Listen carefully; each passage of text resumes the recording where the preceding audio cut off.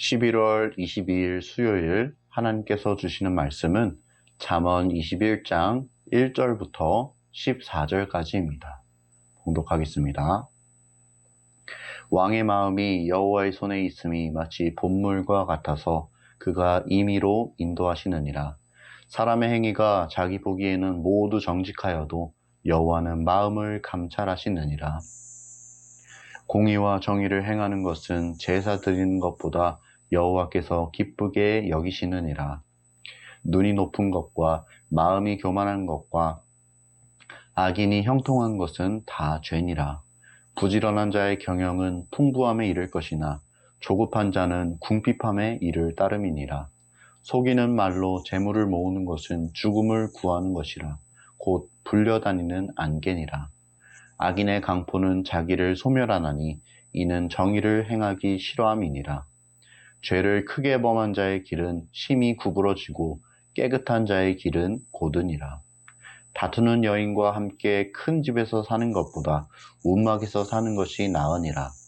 악인의 마음은 남의 재앙을 원하나니 그 이웃도 그 앞에서 은혜를 입지 못하느니라. 거만한 자가 벌을 받으면 어리석은 자도 지혜를 얻겠고 지혜로운 자가 교훈을 받으면 지식이 더하리라. 의로우신 자는 악인의 집을 감찰하시고 악인을 환란에 던지시느니라. 귀를 막고 가난한 자가 부르짖는 소리를 듣지 아니하면 자기가 부르짖을 때에도 들을 자가 없으리라.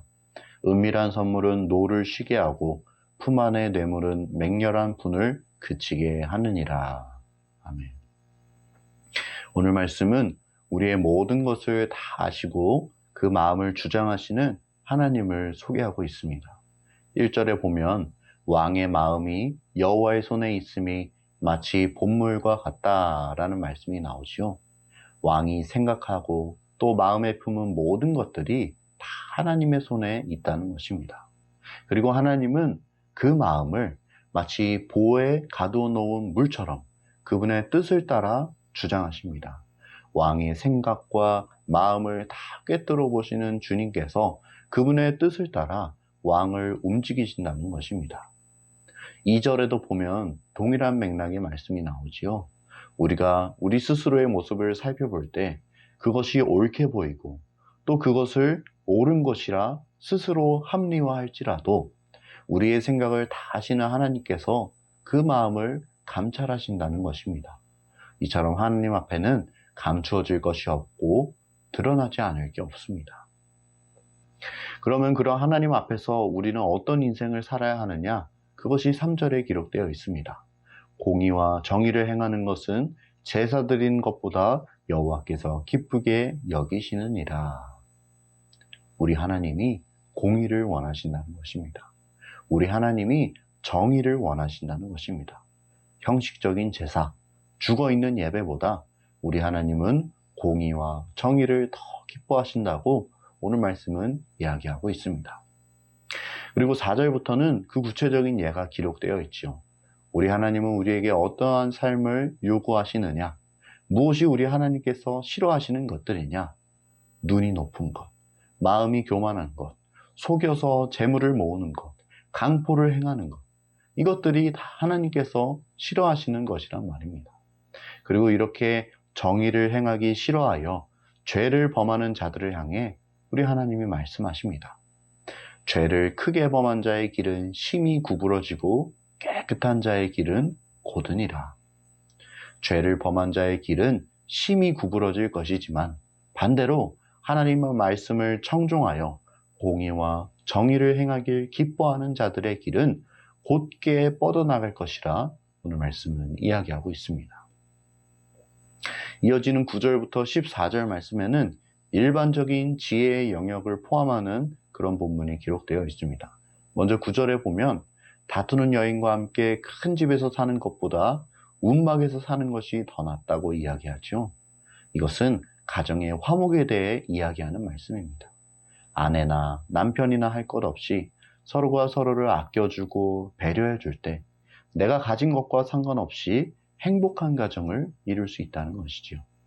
10절에는 악인들이 평소에 어떤 마음을 가지고 사는지가 나타나고 있습니다.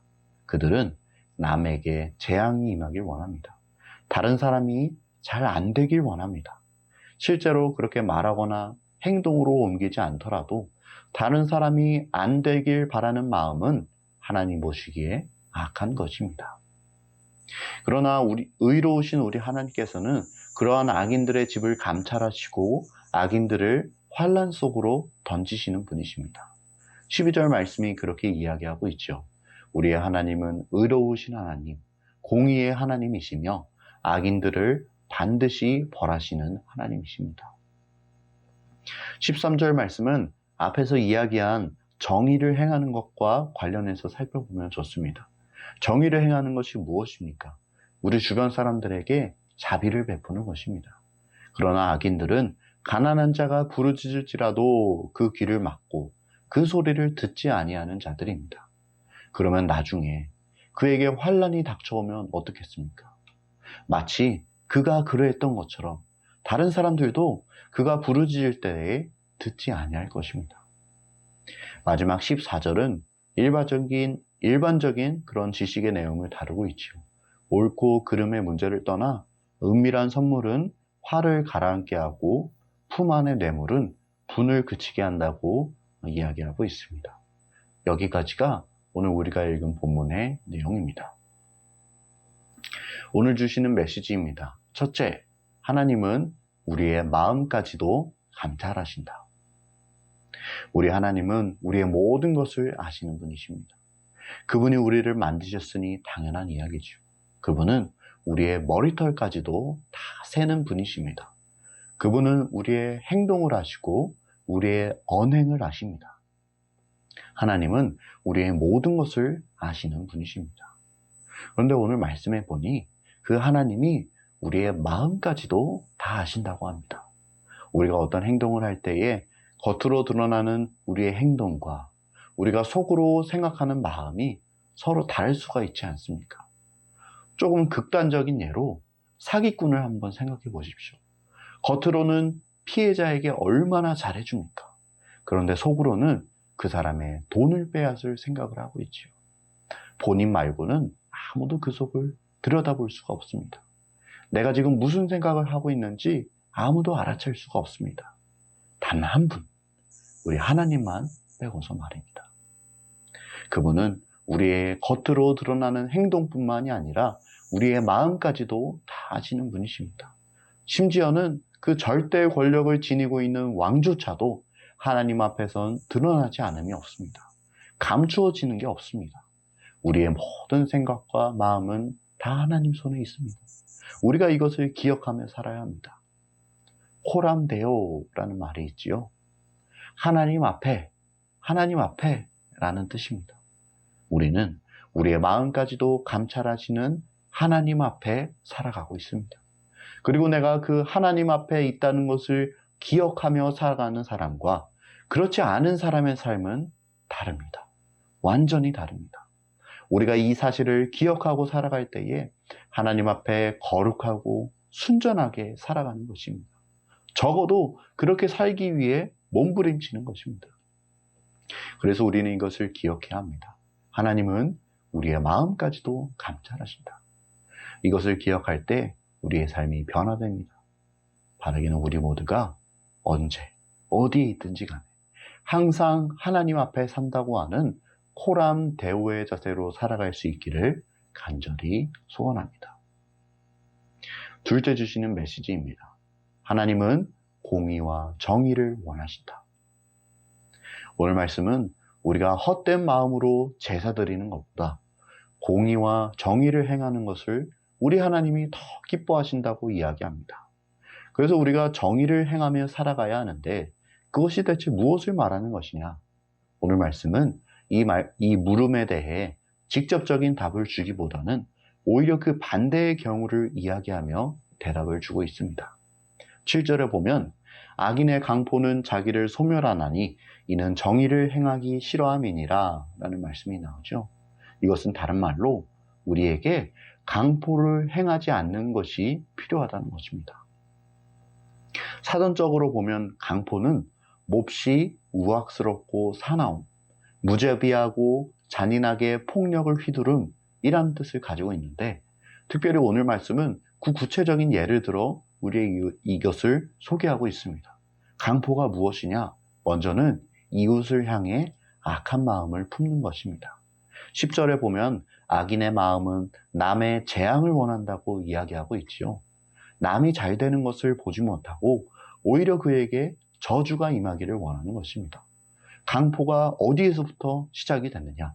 우리의 이런 악한 마음으로부터 시작이 된다는 것입니다. 또 강포는 우리 주변의 어려움에 대해 귀를 닫는 것입니다. 우리가 이 강포를 폭넓게 이해할 필요가 있습니다. 내가 꼭 물리적인 그런 위해를 가하지 않더라도 도움이 필요한 자를 외면하는 건 역시 강포를 행하는 것이 될 수 있다는 것입니다. 그러니 우리는 어떻게 해야 하겠습니까? 이 반대로 하면 되겠지요. 나의 이웃을 향해 늘 좋은 마음, 선한 마음을 품고 그들에게 도움이 필요할 때에, 특별히 가난한 자가 도움을 청할 때에 그를 도와주는 것입니다. 하나님이 우리에게 원하시는 것은 공의와 정의입니다. 나의 이웃에게 강포를 행하지 않는 것입니다. 우리가 예배당에서뿐만이 아니라 우리의 삶을 통해서도 이러한 하나님의 뜻을 이루어가야 합니다. 바라기는 우리 모두가 오늘 말씀에 기록된 것처럼 삶에서 공의와 정의를 행함으로 하나님께 기쁨을 드릴 수 있기를 간절히 소원합니다. 함께 기도하겠습니다. 좋으신 하나님, 오늘도 우리에게 귀한 말씀 주시니 감사합니다. 우리가 이 말씀을 마음에 품고 이 말씀대로 살아가길 원하오니 은혜를 더하여 주시고 아버지 우리와 늘 함께하여 주시옵소서. 오늘 하루도 온전히 하나님께 맡겨드립니다. 모든 것에 감사드리오며 예수님의 이름으로 기도드립니다. 아멘.